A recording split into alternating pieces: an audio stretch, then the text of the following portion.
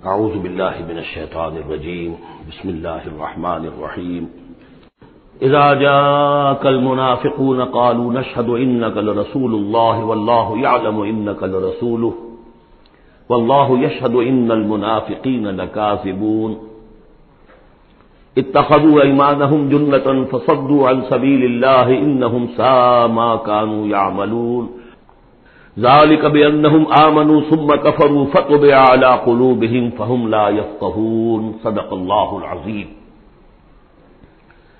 رب اشرح لي صدري ويسر لي أمري واحلل عقدة من لساني يفقهوا قولي۔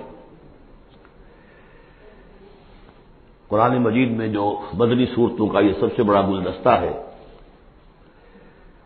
اس کے ہم 4 جوڑے پڑھ چکے ہیں، 3 جوڑے، سورہ حدید اور سورہ مجادلہ، پھر سورہ حشر اور سورہ ممتحنہ، پھر مرکزی جوڑا سورہ صف اور سورہ جمعہ۔ سورہ صف میں نے ایک بات کہی تھی کہ بعد میں جائزہ لے لیں گے، اگر تو ایمان حقیقی اور جہاد فی سبیل اللہ کا راستہ انسان اختیار کرے، وہ تجارت جو اللہ نے بتائی ہے، هل ادلکم علی تجارت تنجیکم من عذاب علیم، اس کا کیا حل ہے، کیا تجارت ہے؟ تؤمنون باللہ ورسولہ وتجاہدون فی سبیل اللہ باموالکم وانفسکم، یہ اگر کرتے ہو تو عذاب علیم سے بھی چھٹکارا ہے، تمہارے گناہ بھی معاف کر دیے جائیں گے، جنتوں میں داخل کیے جاؤ گے، مساکن طیبۃ فی جنات عدن دیے جاؤ گے۔ ایک خاص حد تک تمہارے ایمان اور عمل صالح کی جب ہم جانچ پرکھ کر لیں گے اور ثابت ہو گئے کہ تم نے حق ادا کر دیا، تو دنیا میں نصرت بھی آئے گی، فتح بھی ملے گی، سب سے بڑی بات یہ کہ تم اللہ کے مددگار قرار پاؤ۔ نہیں کرتے ہو اور ایمان کے دعوے ہیں اور اللہ سے محبت کے اور رسول سے عشق کے، تو کبر مقتا عند اللہ ان تقولوا ما لا تفعلون، اللہ تعالیٰ کی بیزاری شدید ہوتی چلی جا رہی ہے تمہارے اس طرز عمل پر، اور آگ سے چھٹکارا پانے کا خیال تمہارا خود ساختہ خیال ہے، امید موہوم ہے، اس لیے کہ کلام جو ہے یہ محمل کلام نہیں ہے۔ هل ادلکم علی تجارت تنجیکم من عذاب علیم، وہ تجارت تمہیں بتائی جائے جو عذاب علیم سے چھٹکارا دلا دے، وہ نہیں کرتے ہو اور چھٹکارا ہو گیا تو پھر یہ کلام غلط ثابت ہو گیا، پھر یہ کلام محمل ہے، بے معنی ہے۔ کرتے ہو تو سب کچھ ہے، اس کو کہتے ہیں ہماری فزیولوجی میں آل اور نن لا، وہ چیز ہوگی تو پوری ہوگی، نہیں ہوگی تو زیرو ہو جائے گی، پرسنٹیج نہیں ہے بیچ میں۔ مسل کے بارے میں یہ والنٹری مسل جو ہوتے ہیں، ان کی کنٹریکشن جو ہوتی ہے آل اور نن، اگر تو اسٹیمولس پورا مل جائے گا تو پوری کنٹریکشن ہوگی، اور اگر وہ اسٹیمولس جو ہے کم ہے تو بالکل نہیں ہلے گا وہ، یہ نہیں کہ وہ درمیان میں، آل اور نن لا۔ اچھا، اس کے لیے جو آدمی چاہیں گے کیسے ٹرین کرنا ہے، کیسے تیار کرنا ہے، وہ سورہ جمعہ۔ اب یہ جو دوسرا، بلکہ کہنا چاہیے کہ جو چوتھا جوڑا آ رہا ہے، اس میں ایک تو ترتیب آپ الٹی دیکھ رہے ہیں، پہلے آ رہی ہے وہ سورت جس میں کہ تسبیح کا ذکر نہیں ہے، بعد میں آئے گی سورہ تغابن جس میں تسبیح کا ذکر ہے۔ دوسری بات یہ کہ یہاں نفاق کا تذکرہ ہے اور سورہ تغابن میں ایمان حقیقی پر جامع ترین سورت ہے۔ میں نے آپ کو پہلے ہی بتایا تھا کہ وہ مباحث، اب نفاق کی جو بحثیں آئی ہیں سورہ نساء اور سورہ توبہ کا تو اکثر حصہ اس پر مشتمل ہے، اور بھی تقریباً تمام مدنی صورتوں کے اندر وہ ذکر موجود ہے، کہیں ذرا ڈھکا چھپا ہے جیسے سورہ بقرہ میں، کہیں کھلم کھلا ہے، اعلانیہ ہے۔ اسی طریقے سے ایمان کی بحثیں تو پوری مکی قرآن میں پھیلی ہوئی ہیں، اور اس کے بلکہ اور خلاصے نکال کر بہترین جو ہے مدنی قرآن میں بھی لکھ دیے گئے ہیں، آیات الآیات ہے، آیت الکرسی ہے۔ لیکن ایک خلاصہ 11 آیتوں پر مشتمل نفاق کی حقیقت پر یہ سورہ منافقون، یہ منفی ہے، مثبت شے کے ہے ایمان، 18 آیتوں پر مشتمل جامع ترین سورت قرآن حکیم کی ایمان کے موضوع پر سورہ تغابن۔ نفاق کے بارے میں چند باتیں سمجھ لیجئے جو اگرچہ پہلی بحث میں بہت آ چکی ہیں، لیکن آج پھر میں بتا دینا چاہتا ہوں۔ نفاق کی 2 قسمیں، ایک وہ شخص جو شعوری طور پر دھوکہ دینے کے لیے ایمان لایا، وہ شروع ہی سے منافق ہے، ایک دن بھی اسے ایمان کی لذت نصیب ہوئی نہیں۔ سورہ آل عمران میں اس کی مثال موجود ہے، سازش کی، صبح کو ایمان لاؤ، شام کو مرتد ہو جانا، تاکہ یہ اسلام کی جو ساکھ بن گئی ہے گڈ ول بن گئی ہے، یہ ختم ہو جائے۔ تو ظاہر بات ہے جیسے کہ فرمایا گیا سورہ مائدہ میں وقد دخلوا بالکفر وهم قد خرجوا به، وہ کفر کے ساتھ ہی داخل ہوئے تھے اور کفر کے ساتھ ہی نکل گئے، ان پہ ایک لمحہ بھی ایمان حقیقی کا آیا ہی نہیں۔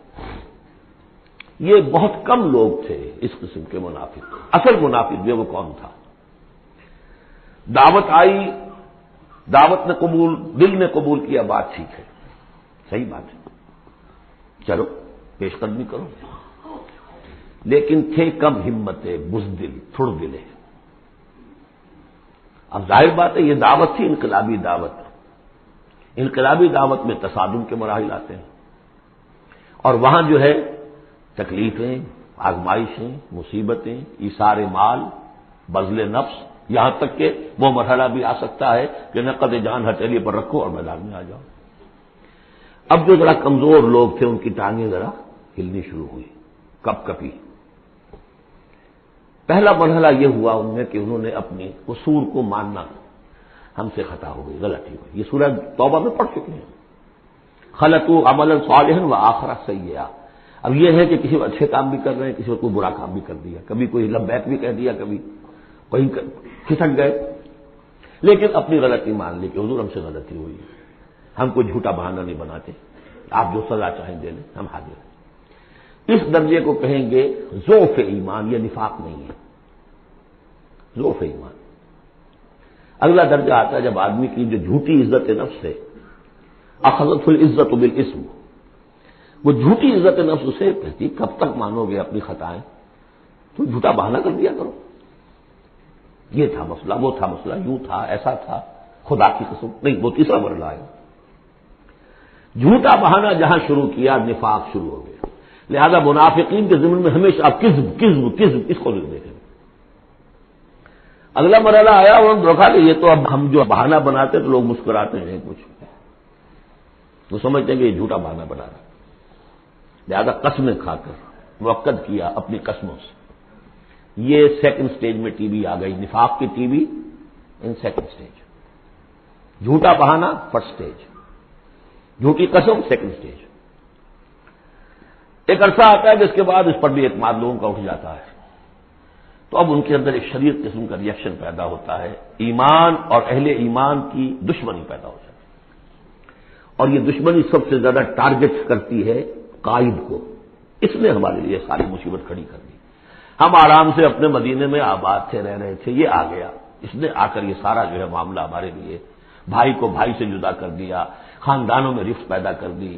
اب ہماری دوستیاں تھیں ان سے اوس اور خزرج کی دوستیاں تھیں، ان تمام یہودی قبائل سے ہمارے وہ سارے حلیفی تعلقات ٹوٹ گئے، وہ ساری دشمنی جو ہے اب یہ عداوت بن جاتی ہے اہل ایمان کی، اور خاص طور پر اہل ایمان کے قائد جو اس وقت کون تھے؟ محمد رسول اللہ۔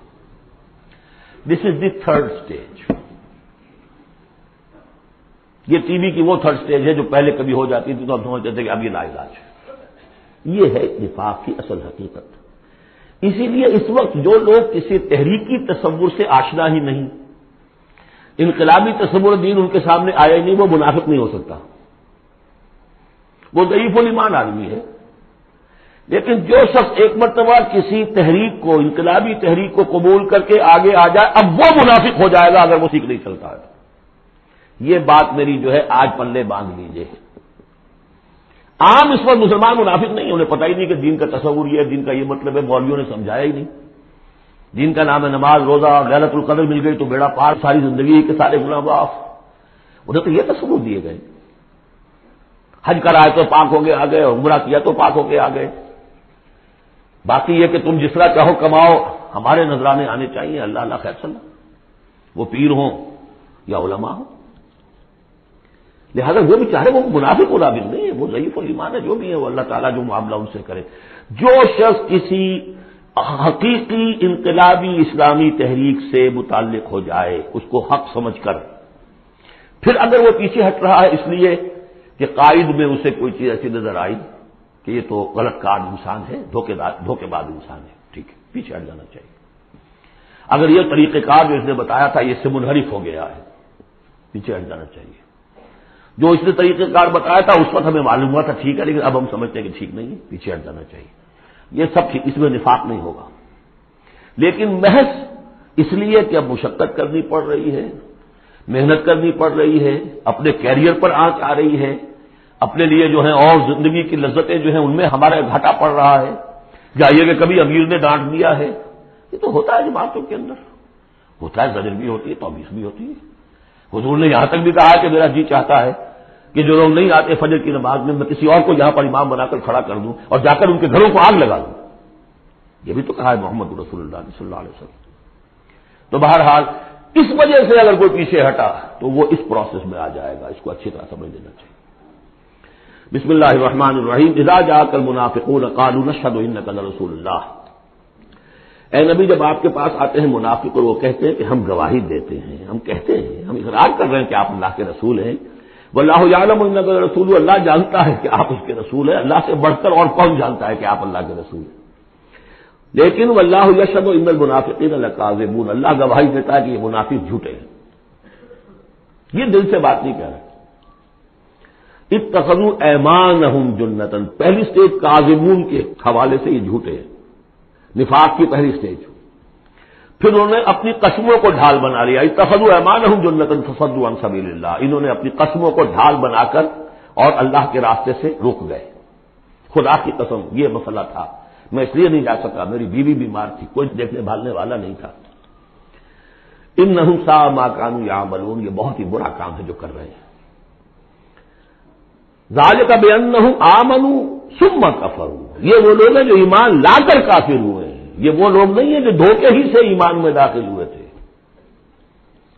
تھوڑی سی پونجی انہیں ملی تھی ایمان کی، آئے تھے، اس پر بدنیت نہیں تھے، ان کی فطرت نے اپیل کیا تھا اس دعوت نے، لیکن اب جو پاؤں ان کے ہلے ہیں وہ انہیں کیا پتا تھا کہ یہ شہادت گہے الفت میں قدم رکھنا ہے، لوگ آسان سمجھتے ہیں مسلمان ہونا، یہ تو انہیں معلوم نہیں تھا، یہ تو معلوم نہیں تھا وَلَنَبْلُوَنَّكُمْ بِشَيْءٍ مِّنَ الْخَوْفِ وَالْجُوعِ وَنَقْصٍ مِّنَ الْأَمْوَالِ وَالْأَنفُسِ وَالثَّمَرَاتِ وَبَشِّرِ الصَّابِرِينَ، وہ تو بن گئے تھے مسلمان، جیسے آئے حضور پورے اوس و خزرج کے قائدین ایمان لا چکے تھے، سارا قبیلہ لے آیا، ٹھیک ہو گیا، انہیں کیا پتا تھا کیا کچھ آ رہا ہے اس کے پیچھے۔ یہ ایمان جو ہے یہ تو یوں سمجھیے کہ پھر پہنچ آئس برگ ہے، اس کے نیچے جو اثر آیا ہے برف تک ہوتا تو وہ پھر ان کے پاؤں ہے، اس میں بھی جب تک اقرار ہو اپنے تقصیر کا تو وہ ذوف ایمان کہلائے گا، نفاق نہیں۔ خذ من اموالہم صدقۃ تطہرہم وتزکیہم بہا، ایسے لوگوں کا علاج بھی سورہ توبہ میں آ چکا ہے۔ لیکن جھوٹ بہانا پہلی منزل، جھوٹی قسم دوسری منزل، اور پھر عداوت آگے آئے گی چل کر اسی صورت میں۔ ذالک بانہم آمنوا ثم کفروا، یہ اس لیے کہ ایمان لائے پھر کفر کیا، فطبع علی قلوبہم، اب اللہ نے ان کے دلوں پر مہر کر دی ہے، فہم لا یفقہون، اب یہ تفقہ حقیقی تفقہ سے خالی ہو چکے۔ وَإِذَا رَأَيْتَهُمْ تُعْجِبُكَ أَجْسَامُهُمْ، جب اے نبی آپ انہیں دیکھتے ہو کہ جسم آپ کو بڑے اچھے لگتے ہیں، بڑے تن و توش والے، وہی یقولوا تسمع لقولہم، جب وہ آپ سے بات کرتے ہیں تو آپ بڑے غور سے سنتے ہیں۔ چودھری لوگ جو ہوئے، سرمایہ دار بھی ہوئے، چودھری بھی ہوئے، تو ان کی حیثیت ہے تو آپ توجہ سے سنتے ہیں ان کی بات۔ کأنہم خشب مسندہ، اے نبی یہ تو ان سوکھی لکڑیوں کے مانند ہیں جو اپنے بل پر نہیں کھڑی ہوا کرتی، انہیں تیل لگا کر کھڑا کیا جاتا ہے۔ یحسبون کل صیحۃ علیہم، اندر سے اتنے بودے ہیں کہ ذرا سی آہٹ ہوتی ہے تو ان کی جان پر بن جاتی ہے، وہ سمجھتے ہیں کہ پھر آئی کوئی مصیبت، کہیں اور سے پھر شاید کوئی حملے کی خبر آ رہی ہے اور پھر کوئی جنگ ہوگی، پھر کہیں گے نکلو اللہ کی راہ میں۔ یحسبون کل صیحۃ علیہم، اپنے اوپر ہی سمجھتے ہیں ہر آہٹ کو۔ ہم العدو، یہ تیسری سٹیج ہے، یہ اب اصل دشمن یہ ہے۔ باہر کا دشمن جو آ رہا ہے ابو جہل لشکر لے کر یا ابو سفیان لشکر لے کر، وہ اتنا خطرناک نہیں جتنے کہ یہ ہے، یہ مارے آستین ہے، یہ اندر سے ڈنک مارنے والا۔ ہم العدو، اصل دشمن یہ ہے۔ فاحذرہم، ان سے بچ کر رہو، چوکس رہو، چوکنے رہو، چاہے معاف کرتے رہو، یہ بات دوسری ہے۔ حضرت مسیح کا قول آپ کو سنا چکا ہوں کہ فاختہ کے مانند بے ضرر، لیکن سانپ کے مانند ہوشیار رہو۔ سانپ چوکنا کتنا ہوتا، لیکن سانپ ضرر بھی پہنچا دیتا ہے۔ تم چوکنے تو ویسے رہو جیسے سانپ ہوتا ہے، بے ضرر ایسے رہو جیسے کہ فاختہ ہوتی ہے۔ حضور کی یہی شان تھی، جس نے آگے جھوٹی قدم کھائی جدا، ٹھیک ہے بھائی جاؤ، ٹھیک ہے، مروت شرافت، جس پر کہ پھر اللہ کی طرف سے گرفت بھی آ گئی۔ عفا اللہ عنک لما اذنت لهم، اللہ معاف کرے آپ کو، یا اللہ نے آپ کو معاف کر دیا، کیوں آپ نے ان کو اجازت دے دی؟ وَإِذَا قِيلَ لَهُمْ تَعَالَوْا قَاتَلَهُمُ اللَّهُ وَإِنَّا يُؤْفَكُونَ، اللہ ان کو قتل کرے، گردن مارے اللہ ان کی، کہاں سے یہ پھرائے جا رہے ہیں؟ یعنی قسمت کی خوبی دیکھیے، ٹوٹی کہاں کمند، دو چار ہاتھ جب کہ لبے بام رہ گیا۔ محمد کا زمانہ نصیب ہوا صلی اللہ علیہ وسلم، ان کی دعوت پر لبیک کہنا نصیب ہو گیا، یہ نصیب اللہ اکبر لوٹ دیکھی جائے، لیکن کہاں سے یہ واپس پھرے؟ کس جگہ کمند ٹوٹی ہے؟ وَإِذَا قِيلَ لَهُمْ تَعَالَوْا يَسْتَغْفِرْ لَكُمْ رَسُولُ اللَّهِ، جب ان سے کہا جاتا آؤ بھائی غلطی مان لو اپنی، تو اللہ کے رسول تمہارے لیے استغفار کریں گے، تو رسول کی دشمنی تو ان کی دل میں بنی ہوئی ہے، کیسے آئے؟ جب کہا جاتا ہے آؤ تمہارے لیے اللہ کے رسول استغفار کریں گے اللہ سے، لووا رؤوسہم، وہ اپنے سروں کو مٹکا، جی آئیں گے ٹھیک ہے ذرا میں بعد میں آؤں گا، ورأیتہم یصدون وہم مستکبرون، اور آپ دیکھتے ہیں انہیں کہ وہ رک جاتے ہیں، آتے نہیں، تکبر ہے، مستکبرون۔ اب نبی کے سامنے جا کے روز روز اپنی خطاؤں کو ہم اعتراف کرتے رہے، ہماری بھی کوئی عزت نفس ہے؟ یہ کیا ہے جس وقت چاہا ہمیں ڈانٹ دیا؟ آخر یہ عزت نفس ہے ہماری بھی۔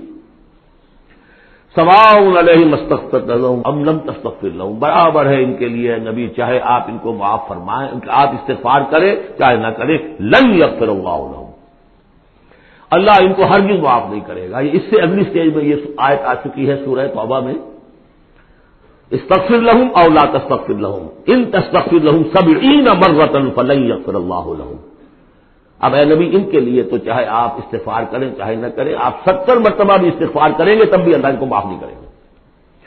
اور حضور کی مربت دیکھیے، حضور فرماتے ہیں کہ اگر مجھے یہ معلوم ہوتا کہ 70 سے زیادہ مرتبہ استغفار کرنے سے ان کی نجات ہو جائے گی تو میں 70 سے زیادہ مرتبہ استغفار کرتا، لیکن یہاں 70 مراد نہیں ہے، 70 سے مراد جتنی چاہے آپ استغفار کر لیں۔ ہم الذین، اب یہ عداوت کا جو ہے ان کا جو نقشہ ہے، یہ واقعات پیش کیے جا رہے ہیں۔ ایک غزوے سے واپسی پر دو مسلمانوں کی بھی لڑائی ہو گئی، ایک مہاجر تھے اور ایک تھے انصاری، اب وہ پانی بھرنے پر کہیں، بلکہ ان کی بھی نہیں، ان کے خادموں کی لڑائی ہو گئی تھی، اس کو وہاں منافقوں نے اچھال دیا، مہاجرین اور انصار کا جھگڑا بنا دیا، اور کہا اس وقت آ کے عبداللہ ابن ابی نے کہ دیکھو تم نے اصل میں ہے مدینے والوں، یثرب والوں، تمہاری مثال تو وہی ہے جو کہتے ہیں کہ سمن کلبک یا پولوک، اپنے کتے کو کھلا پلا کے موٹا کرو کہ کبھی تمہیں کاٹے گا، تم نے ان کو جگہ دی، پناہ دی، کھلایا پلایا، اب یہ تمہارے سر وہ آ رہے ہیں، غریبانوں کو آ رہے ہیں، خدا کی قسم اگر ہم مدینے پہنچ گئے تو ان ذلیلوں کو وہاں سے نکال باہر کریں گے، ان کی یہ ضرورت، مہاجر کا خادم لڑے ایک انصاری کے خادم، ہم نے پناہ دی، اپنے ٹکڑے کھلائے ان کو، اپنی جگہ دی، اور آج یہ ہمارے سروں کو آ رہے ہیں، ہمارے منہ کو آ رہے ہیں۔ یہ بکواس اس نے کی۔ وہاں موجود تھے ایک نوجوان زید بن ارقم، انہوں نے جا کے حضور کو بتا دیا، حضور نے بلایا، نہیں جی جھوٹ باتوں میں نے نہیں کہا، یہ چھوکرے نے پتہ نہیں کہاں سے چن لیا، یہ چھوکرا کیا ہے یہ، اور آپ اس کی بات مان رہے ہیں میرے معاملے میں؟ خاموش رہے حضور۔ پھر یہ آیات اتر گئی جس نے چھوکرے کو صحیح ثابت کیا کہ کہا انہوں نے یہ، تو حضور نے فرمایا کہ لڑکے کے کان نے غلط نہیں سنا تھا، لیکن ایک بات نوٹ کر لیجئے، ان معاملات میں بھی حضور کوئی اقدام نہیں کر سکے عبداللہ ابن ابی کے خلاف، یہ نوٹ کرنے کی بات ہے۔ یہ جو لوگ سمجھتے ہیں کہ مکمل سٹیٹ قائم ہو چکی تھی مدینے میں، فوراً حضور کے جاتے ہی بڑی حماقت کے اندر مبتلا ہے۔ یہ ضرور ہے کہ حضور کو وہاں ایک حیثیت حاصل ہو گئی، لیکن جو تصور ہمارا ہے اس زمانے میں سٹیٹ، ریاست میں کبھی یہ ہو سکتا ہے کہ فوج میں سے 1000 میں سے 300 بھاگ جائیں، ان سے کوئی بات پوچھ بھی نہ ہو بعد میں؟ Is it possible? آج کی جدید ریاست میں کہیں یہ ممکن ہے کہ آپ کہیں اور عدالت، کسی اور عدالت میں اپنا مقدمہ لے جائیں؟ محمد کی عدالت میں نہیں جانا چاہیے، ہمیں تو یہودیوں کی عدالت میں جانا، منافقین یہ کرتے تھے، کوئی پکڑ نہیں تھی۔ پکڑ کب شروع ہوئی ہے؟ فتح مکہ کے بعد۔ اب یہ اس کی خوش قسمتی تھی عبداللہ ابن ابی کہ اس سے پہلے یہ واصل جہنم ہو گیا خود ہی، ورنہ یہ کہ فتح مکہ کے بعد ریاست قائم ہوئی ہے۔ یہی وجہ کہ اس کے بعد پھر جب جنگ کا اعلان ہوا ہے تو جو نہیں گئے ان سے بات پرس ہوئی ہے، حساب کتاب ہوا، اس سے پہلے نہیں۔ تو اصل میں اسٹیٹ جو ہے عبداللہ ابن ابی کا، یہاں پہ بھی خاموش۔ ایک موقع پر جب کہ تہمت کا معاملہ چل رہا تھا تو ایک دفعہ حضور کے زبان مبارک سے ایسے الفاظ میں نکل گئے، دکھا دے، کہ کیا کوئی شخص نہیں ہے کہ جو مجھے اس ایذا رساں شخص جو ایذا پہنچا رہا ہے اس کی ایذا سے بچا سکے. انڈیا ظاہر تھا صاف کہ کیا کوئی شخص اس کو قتل نہیں کر سکتا.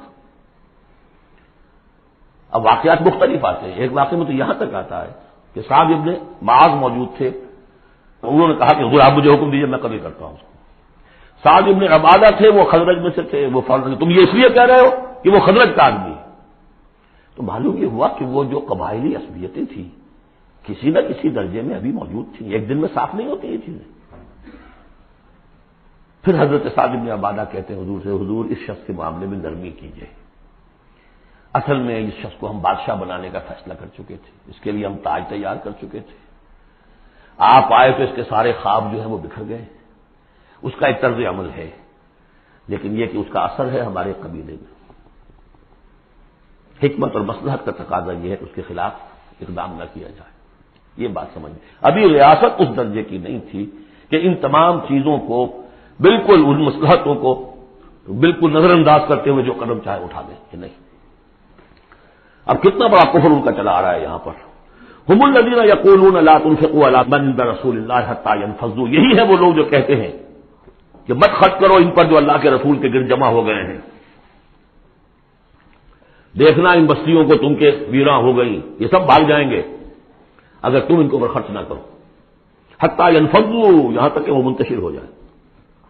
وللہ خزائن السماوات والارض, حالانکہ اصل خزانے کائنات کے آسمان اور زمین کے اللہ کے اختیار میں ہے. ولکن المنافقین لا یفقہون, لیکن ظاہر بات ہے کہ منافقین اس کا فہم نہیں رکھتے.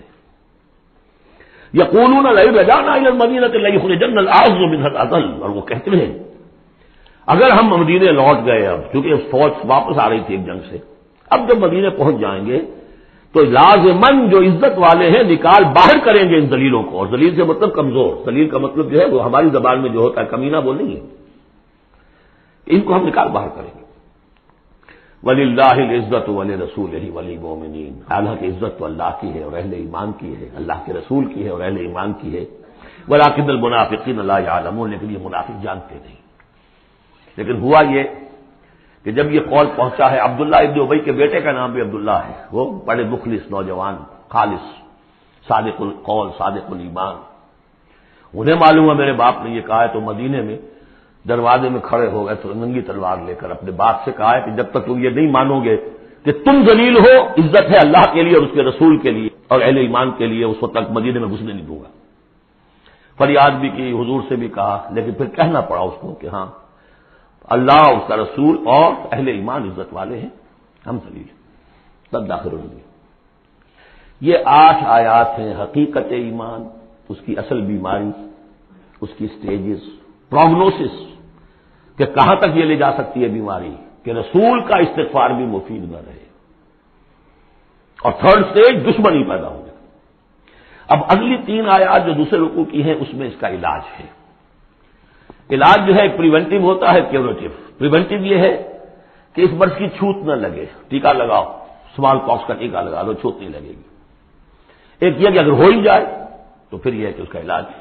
پریونٹیو کیا ہے؟ یا ایھا الذین آمنوا لا تلھکم اموالکم ولا اولادکم عن ذکر اللہ, اہل ایمان تمہیں غافل نہ کرنے پائے تمہارے اموال اور تمہاری اولاد اللہ کی یاد سے.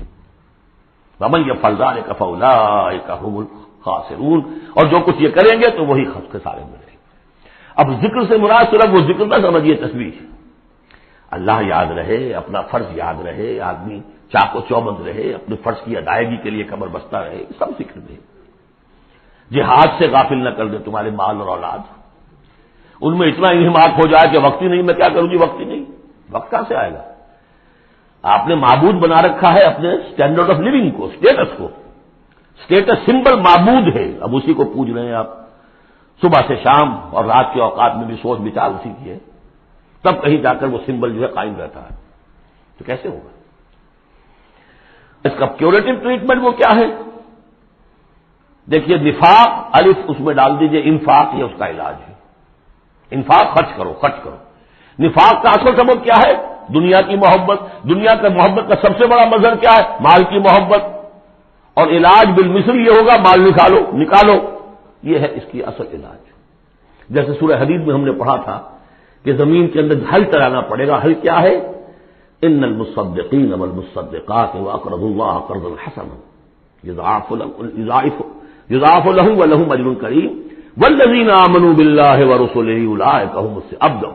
یہ گند نکال تو دل سے، پھر ایمان کا بیج پڑے گا تو لہلائے گی کھیتی. پھر صدیقیت کی طرف جاؤ چاہے شہادت کی طرف. یہ تمہاری استاد تباہ ہے. وانفقوا مما رزقناکم من قبل ان یاتی احدکم الموت، اور خرچ کر دو اس میں سے جو کچھ ہم نے تمہیں دیا اس سے پہلے کہ تم میں سے کسی کی موت کا وقت آئے. فیقول، پھر وہ اس وقت کہے رب لولا اخرتنی الی اجل قریب، پروردگار اسے ذرا اس دیر کے لیے مؤخر کر دے. فاصدق واکن من الصالحین، تو میں بڑی تصدیق کروں گا اور خیرات و صدقات سارا کچھ دے دوں گا اور میں بالکل صالحین میں سے ہو جاؤں گا.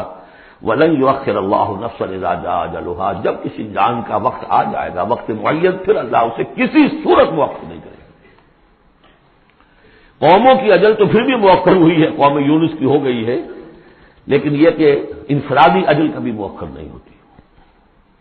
واللہ خبیر بما تعملون، اور جو کچھ تم کر رہے ہو اللہ اس سے باخبر ہے. اب یہ تو تھا منفی نفاق.